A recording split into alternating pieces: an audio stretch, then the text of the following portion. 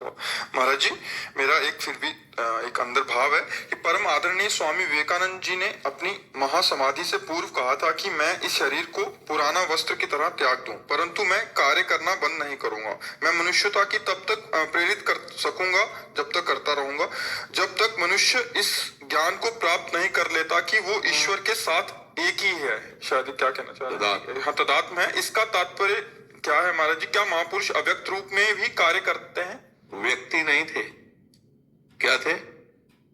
क्या थे? बोलो ना। विवेकानंद क्या थे? विवेक का आनंद। और विवेकानंद कभी नष्ट नहीं होता, वो जीव के कल्याण के लिए सतत प्रयत्नशील रहता है।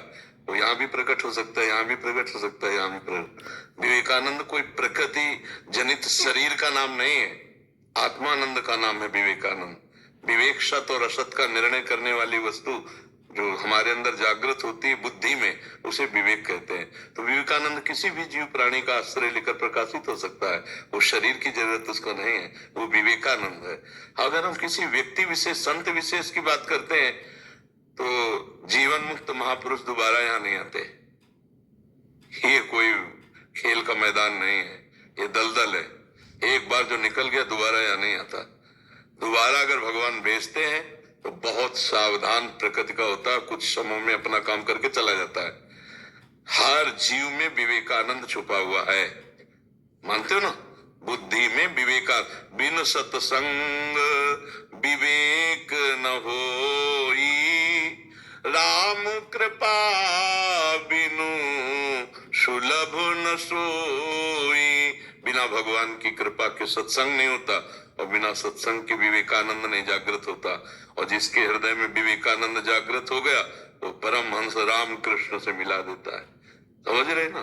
तो विवेकानंद किसी व्यक्ति का नाम नहीं है। विवेकानंद एक सत्ता का नाम, एक सत्य वस्तु का संबोधन है। तो वो कहीं भी जागृत हो सकता है। तो उस स्वरूप में स्थित होकर एकत्व भाव में जब महापुरुष बोलते हैं तो उनकी बात समझना कठिन हो जाता है। हमें लगता है वो फिर आएंगे, वो है ही है, गए कहाँ है? जो परमात्मा स्वरूप हो जाता है उसको कहीं आना जाना नहीं होता, वो हर कण में विराजमान परमात्मा की तरह हो जाता है। उसकी अलग सत्ता ही नहीं रहती।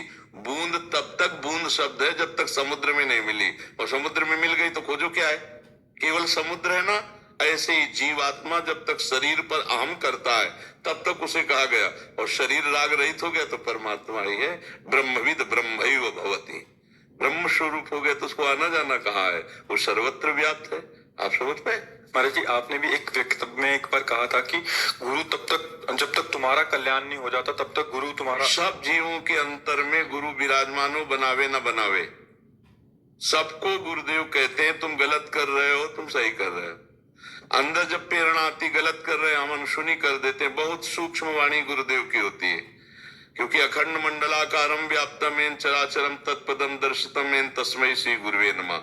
अखंड मंडल में व्याप्त सबके हृदय में चर में गुरुदेव अज्ञान तिमिरांधस्य ज्ञानांजन शलाकया चक्षुरुन्मीलितमेन तस्मै श्री गुरुवे नमः ज्ञान प्रदान करते रहते हैं। अहेतुकी, बिना कारण, बिना गुरु बनाए। लेकिन हम लोग उस ज्ञान का अनादर करके मनमानी आचरण कर देते, इसलिए गुरुवाणी को समझ नहीं पाते। यही है, यही सबके गुरुदेव बैठे हुए हैं जो सत का उपदेश करते रहते हैं। हम सत में स्थित नहीं हैं, इसलिए असत आचरण करके उनकी अवहेलना कर देते हैं, इसलिए हमारी दुर्गति हो जाती है। नहीं, हृदय के गुरु को पहचान ले। बाहर के गुरु तो कण कण में विराजमान है ही है, हृदय के गुरु को पहचानना है। और जो बाहर व्यक्ति को गुरु बनाता है, गुरु को परब्रह्म नहीं देखता, उसका कल्याण ही नहीं होता है। क्योंकि गुरु साक्षात परब्रह्म, परब्रह्म है तो एक सीमा में नहीं है, वो असीम है, सर्वत्र है, सर्वशक्तिमान है। वो एक है, वो गगन सदसम आकाश की तरह है। तत्वमस्यादि लक्ष्यम विमलम सर्वसाक्षी भूतम, वो त्रिगुणातीतम, कामना रहितम, गुण रहितम। ये सब सदगुरु के स्वरूप है। मर्जी, ये जो वार्तालाप हो रही थी तत्दृष्टि से वार्तालाप हो रही थी, जैसे वो विवेक आनंद और जैसे गुरु तत्व, तो ये एक ही है। ब्रह्म कहो, विवेक कहो, आनंद कहो, गुरु कहो, परमात्मा कहो, राम कहो, हरि कहो, एक है। दुर्गा कहो, काली कहो, जो कहो वो सब एक है।